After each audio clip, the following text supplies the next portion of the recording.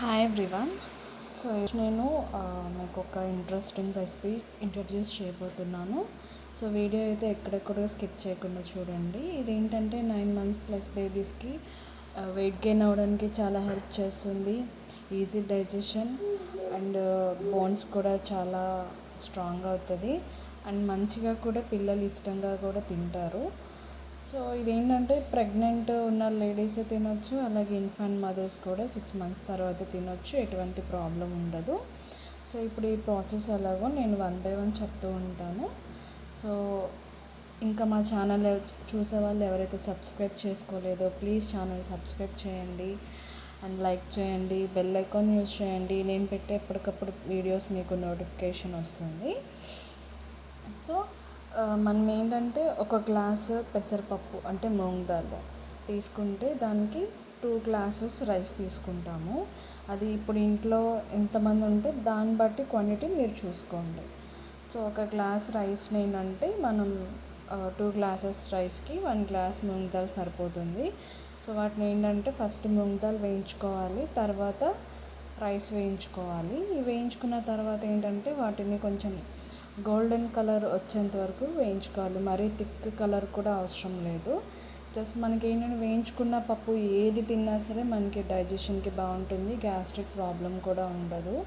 Special ఏంటంటే pregnant gastric problem వస్తుంది, after delivery కూడా గ్యాస్ట్రిక్ ప్రాబ్లం వస్తుంది. అండ్ మనం కందిపప్పు కానీ పెసరపప్పు కానీ కొంచెం వేయించి తినడం వల్ల మనకి ఎటువంటి గ్యాస్ట్రిక్ సమస్యలు ఉండవు, అలాగే పిల్లలకు కూడా ఉండవు అన్నమాట. సో అట్లా వేయించుకున్న తర్వాత వాటిని ఏంటంటే ఒక 2 times అట్లా వాష్ చేసుకోవాలి. వాష్ చేసుకున్న తర్వాత వాటిలో 3:6 అంటే ఇప్పుడు మనం పప్పు అండ్ రైస్ కలిపి 3 glasses వేసాం కదా, దానికి ప్లస్ 3 glasses వాటర్ యాడ్ చేసుకొని కుక్కర్ అంటే ప్రెషర్ కుక్కర్ అయినా పెట్టుకోవచ్చు, లేదంటే మీరు కరెంట్ రైస్ కుక్కర్తో అయినా పెట్టుకోవచ్చు, ఎట్లాగన్నా మీరు వండుకోవచ్చు దేని మీదైనా సరే. సో ఒక 1 or 2 whistles వస్తే సరిపోతుంది. సో వాటిలో ఏంటంటే కొంచెం మిరియాలు వేసుకొని అది విజిల్ వచ్చేసేంత వరకు కొంచెం తీసేసి కొంచెం మెత్తగా పప్పు గుత్తితో అయినా పర్లేదు, లేదా మ్యాషర్తో అయినా పర్లేదు, మెత్తగా మ్యాష్ చేసుకొని కొంచెం దానికి ఏంటంటే తగినంత వాటర్ పోసుకోవాలి.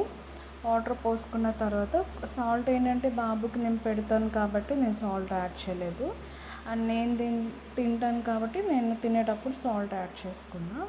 సో అట్లా మొత్తం కలిపి పక్కన పెట్టుకున్న తర్వాత నేను ఒక బాండీలో కొంచెం దీనికి ఏంటంటే పప్పు ఈ రైస్కి ఎస్పెషల్లీ మనం గీనే యూజ్ చేయాలి, ఆయిల్తో అంత టేస్ట్ ఉండదు. గీ కొంచెం ఎక్కువ క్వాంటిటీలో వేసుకొని దాంట్లో జీడిపప్పు, పల్లీలు, జీలకర్ర, ఆవాలు, ఒక ఎండుమిర్చి ఉంటే ఎండుమిర్చి వేసుకోవచ్చు, లేదా పచ్చిమిర్చి అయినా వేసుకోవచ్చు. వేసుకున్న తర్వాత కొంచెం కర్రీ లీవ్స్, కొంచెం నేను ఎక్కువ కర్రీ లీవ్స్ ఎక్కువ వాడతాను, సో ఎక్కువ వేసుకొని మంచిగా వేగిన తర్వాత ఈ మ్యాష్ చేసుకున్న పప్పులు ఏంటంటే మనం ఆ తాలింపుని వేసేసుకోవటమే. వేసేసుకున్న తర్వాత చక్కగా మంచిగా వేడివేడిగా తింటే అసలు ఆ కమ్మదనమే వేరు, చాలా అంటే చాలా బాగుంటుంది. అండ్ మీరు కూడా ట్రై చేయండి ఈ రెసిపీని. ఇది ఎంతమందికి తెలిసి ఈ రెసిపీ కూడా నాకు కామెంట్లో చెప్పండి. సో నేనైతే వీక్లీ 2 అయితే ఖచ్చితంగా చేసుకొని తింటాను. ఇది ఏ టైంలో అయినా తింటాను, ఎటువంటి ప్రాబ్లం ఉండదు. అండ్ మీరు కూడా ఈ రెసిపీని ట్రై చేసి ఎలా వచ్చింది ఏంటనేది నాకు కామెంట్. అండ్ నెక్స్ట్ వ్లాగ్తో మళ్ళీ టచ్లోకి వస్తాను. సో అప్పటి వరకు స్టే ట్యూన్ టు రాయ్సీ official YouTube channel. Thanks for watching.